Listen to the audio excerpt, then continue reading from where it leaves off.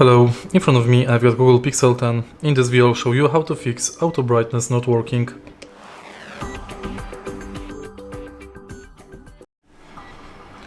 In the beginning, let's go to display settings and find auto brightness.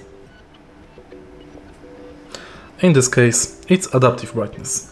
Disable and enable it back again to check if this will fix the problem.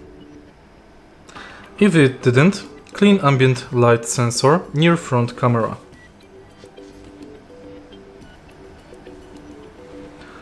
Next, you can refresh phone, restart phone to refresh sensor.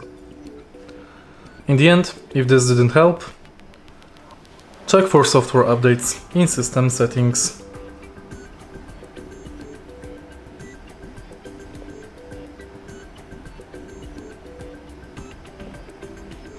If you find this video helpful, please leave like, comment and subscribe.